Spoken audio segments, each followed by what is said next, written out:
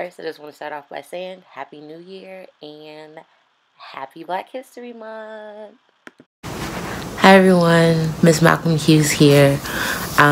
This is the first book review of 2018, and it's a good book, Sour Honey and Soul Food by Billy Chapata. I want to say this is his third poem book. I may be off on the number, but it's definitely not his first.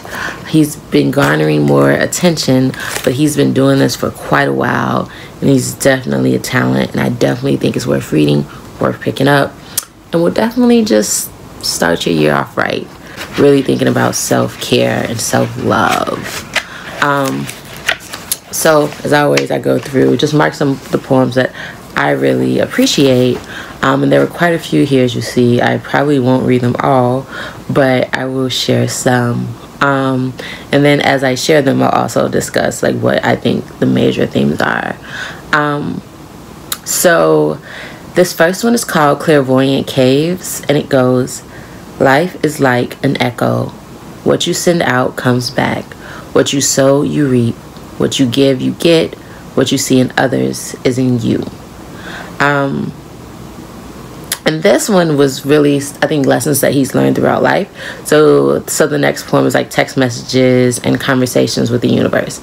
So I think it's really just like life gems that he's picked up along his journey. So I think that's one major theme. When you find that the same thing keeps being removed from your life, let go, stop chasing. It is a sign. So I think that really deals with the first theme of just like life lessons. So another poem is, the title is, She Told Me That All of Her Love Fell in the Wrong Hands. Perhaps your mother should have taught you how to love yourself first instead of how to love a man.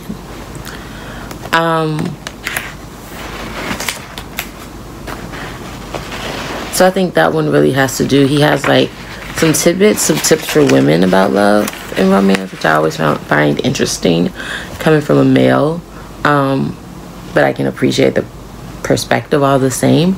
Another poem is The Key to Her Heart, The Combination to Her Soul. It's not about writing a poem for her, it's about making her feel like one. So again, I think love, romance, things that he's learned over time, but also the value of a woman, I think is like the third theme. This next poem is, do you see how beautifully unattached she is? Do you see how unchained her spirit is? She doesn't belong to anyone, and I think that's the most divine thing about her. She's found love within herself, and she's complete alone. So again, I think lessons that he's learned about women. This next poem is called Coincidence. Coincidence? I don't believe in coincidence. That word doesn't exist in my soul's dictionary. There is much more to everything that happens on our journeys. For two souls to cross paths is more than just mere coincidence. To feel a connection unlike anything you've ever felt before isn't by mistake. Something brought you to this place.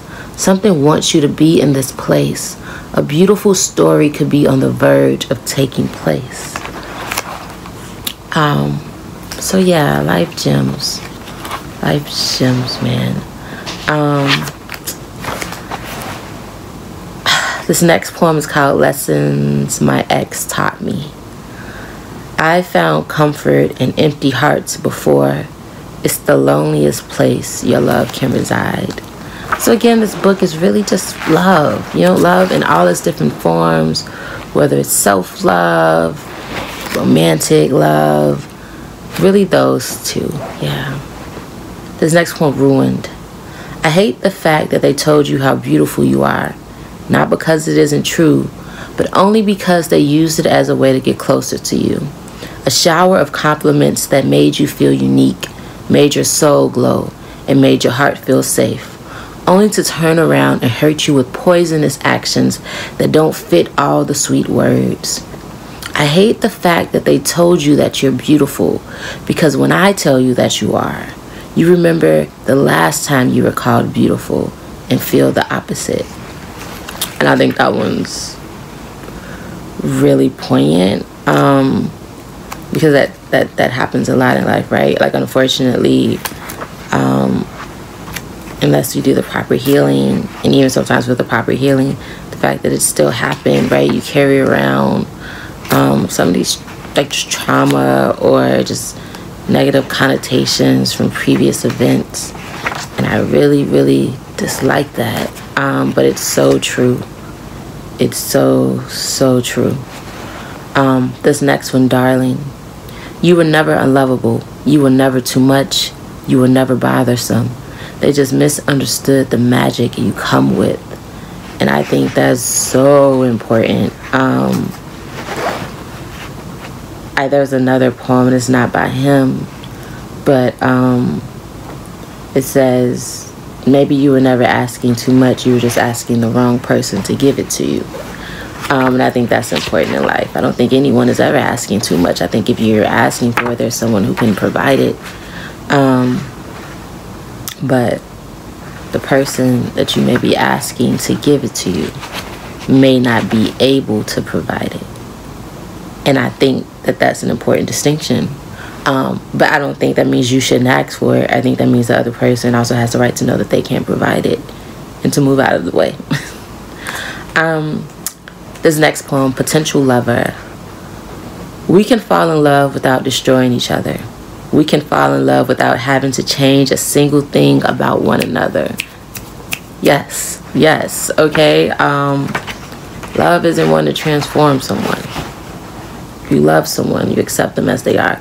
Growth, yes. Maturity, yes. These things come with time, and hopefully you're a good influence on each other and you inspire each other. But to want to fundamentally shift someone or mold them into what you want them to be, then you don't love them for who they are. So that's never healthy. He has this format that I really like for, like, certain poems. And it's messages in a bottle. Take what you need, darling. And I really like them. So, like, intermittently, he'll have these just, like, little short messages. But they're really powerful. So I'll share 3 of them that I really like here. Lost message. The pain is deep. You don't let many in. Some may not understand this, but only you can understand your own healing process. One thing 2017 affirmed for me is that self-healing is really a self process. People have to go through it alone, and most people don't want to do that hard work. But I have just started getting out of the way. When I see people need to do self-work, I am here to support you, but I am not here to do it for you. You got to go out, you got to journey, you got to do it yourself. I had to do it myself. It is really a self-healing process. Another one, lost message. Solitude is good sometimes. You can't fly when you're constantly surrounded by people who cut off your wings. Just like, there it is. Lost message. There's nothing wrong with living for yourself at times. There's nothing wrong with being a little selfish and focusing within. I agree. I completely agree. Lessons from the universe. These are good too. Those that are meant to stay in your life will stay. Let the others go. The universe is rejecting them for a reason. Trust that. Another poem, Baby Steps. Darling, learn how to walk into people's lives without walking out of your own. Yes, any type of relationship, platonic, romantic, familial, I don't care. Like, no healthy relationship requires you to lose part of yourself, or to reject part of yourself, or to leave part of yourself at the door. And any relationship that does is not for you. Like, seriously. Any relationship that does not make you feel good isn't for you. Another poem. Work on understanding yourself, knowing yourself, freeing yourself. When you have grasped your true essence, outer forces can never compromise your growth. Who you know you are is more important than who they think you are. And I kid you not, that makes all the difference. So here's a different type of poem for the book, a little bit more sexy. Envy. I find myself missing you sometimes, wondering what you're doing, what you're looking at, what scents surrounded the air in the place that you're in. But in all honesty, it's your tattoos I'm jealous of. They get to be with you everywhere you go. I know that feeling. If I was grading this on a scale like A to F, I would probably give it a B plus. And that has nothing to do with the quality of the poems. I think they're really good.